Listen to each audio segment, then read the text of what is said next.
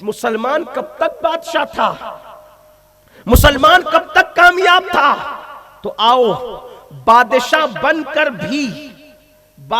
बनकर भी मुसलमान अपने दीन को भूलता नहीं था, दीन से जुड़ा रहता।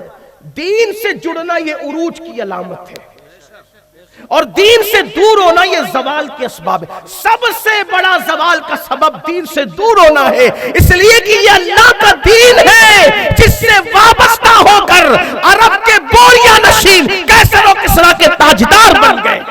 क्या कहने, जिंदाबाद। तरक्की इल्म से नहीं मिलती।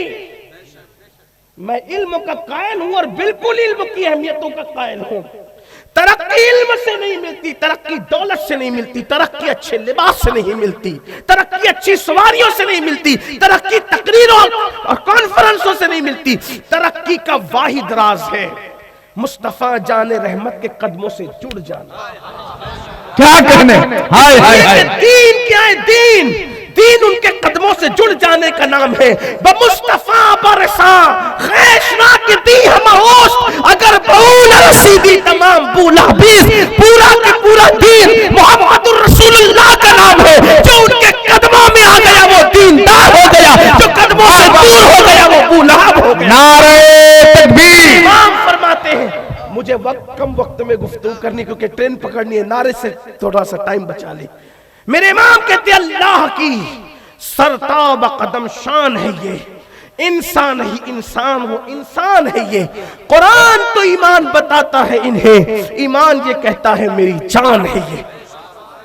हुजूर से जुड़ने का नाम दीन है। जब तक हम हुजूर से जुड़े हुए थे कामयाब थे, हुजूर से दूर हो गए आज, दीन से दूर हो गए आज। देखो तिहामा की वादियों से जब सैयदना फारूक आजम गुजरे, तिहामा की वादियों से गुजरे तो रोने लगे। किसी ने कहा अमीरुल मोमिनीन क्यों रो रहे हैं? फरमाया कि अपने पिछले दिनों पे रो रहा हूं।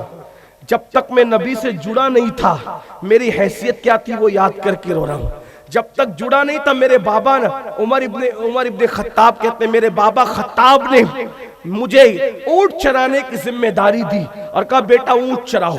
मैं ऊंट चरा रहा था, ऊंट चराते हुए मैंने चरागा में एक ऊंट लाके खड़ा किया और दूसरा लाने के लिए गया तो पहला भाग गया, फिर दूसरा लाया तो जब वो पहला लाया तो दूसरा भाग गया, तीसरा लाया तो दूसरा भाग गया।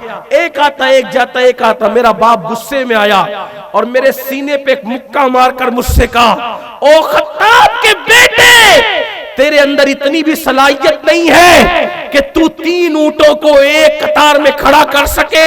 फारूक आजम रो के कहते हैं, जब तक नबी का दामन नहीं मिला था उमर 3 ऊंट को एक कतार में खड़ा नहीं कर सकता था। नबी का दामन क्या मिल गया?